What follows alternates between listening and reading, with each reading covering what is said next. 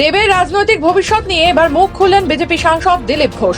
গতকাল দেব দিল্লি থেকে ফেরার পরে কলকাতা বিমানবন্দরে জানিয়ে দেন যে এবার তিনি ভোটে দাঁড়াতে চান না। এ বিষয়ে তিনি মমতা বন্দ্যোপাধ্যায়কে যা জানানোর জানিয়ে দিয়েছেন। এবার সেই দেবের মন্তব্য নিয়ে বিজেপি নেতা দিলীপ ঘোষ বললেন, এটা সম্পূর্ণ তার ব্যক্তিগত ব্যাপার। যদিও গতবার তিনি জানিয়েছিলেন তিনি আর দাঁড়াতে চান না, তা সত্ত্বেও জোর করে তাকে দাঁড় করানো হয়েছিল, কারণ তৃণমূল দেব ও দেবী ছাড়া ভোটে জিততে পারবে না। দেখুন, এদের ঝগড়াই নতুন নয়, অনেক উপরস্তরে গেছে। যার রাজনৈতিক শক্তি বেশি থাকে সে অন্যকে দাবায় আর পুলিশকে দিয়ে। এদের এই অত্যাচার লড়াইতে সাধারণ মানুষ অতিষ্ঠ, আর এর কোনো সমাধানও নেই, কারণ রাজনৈতিক বড় নেতাদের হাত আছে।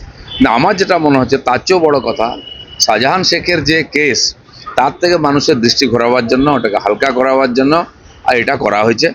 কারণ ওইখানে সরকারই তাকে প্রোটেকশন দিচ্ছে, পুলিশ তাকে প্রোটেকশন দিচ্ছে, দুনিয়ার লোক দেখছে, ওখানকার লোকরা দেখতে পাচ্ছে, কোথায় আছে জানে, কিন্তু পুলিশ জানতে পারছে না, কারণ তারা তাকে বাঁচাবার চেষ্টা করছে। সেই জন্য আপনাদের দৃষ্টিটা অন্যদিকে ঘুরিয়ে দেওয়ার জন্য এই ধরনের ক্রিয়াকলাপ হচ্ছে।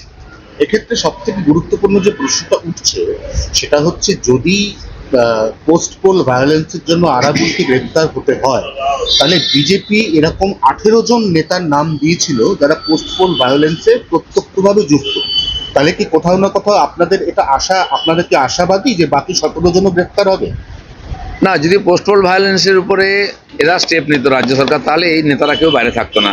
18 জন, এরকম বহু কেস হয়েছে।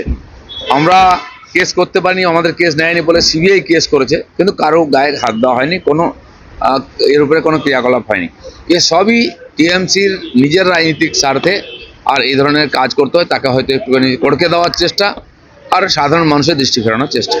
সিবিআই আজকে বা আগামীকাল পোস্ট পোল ভায়োলেন্স আপনাদের দায়ের করা অভিযোগের পরিপ্রেক্ষিতে নদিয়ার হবিবপুর থেকে শুরু করে রানাঘাট একাধিক জায়গাতে খুব বড়সড় একটা অভিযান চালাতে পারে বলে ইঙ্গিত, কি বলবেন?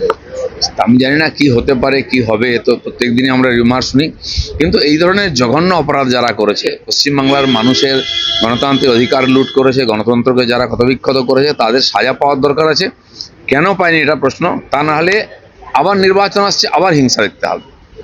আপনি দেব দল ছাড়তে চাইছেন, কখনো বলছেন আমি আর নেই, কখনো বলছেন বিদায় ঘাটাল। এটা দেবের ব্যক্তিগত ব্যাপার আর টিএমসির ব্যাপার, আমাদের কিছু বলার কিন্তু অভিষেক আসরে নামলেন, উনি দেবকে ডাকছেন। গতবারেও ভোটের আগে উনি মোটামুটি জানিয়ে দিয়েছিলেন ভোট লড়বেন না, কিন্তু তাকে জোর করে লড়ানো হচ্ছিল, কারণ দেব আর দেবী ছাড়া টিএমসি জিততে পারবে না। দাদা, দেব কালকে বলছে যে আমি ভোটে নাও দাঁড়াতে পারি, তবে মুখ্যমন্ত্রী যিনি যা চাইবেন সেটা ওনাদের ব্যক্তিগত ব্যাপার, ওনাদের পার্টির আমার কিছু বলার নেই।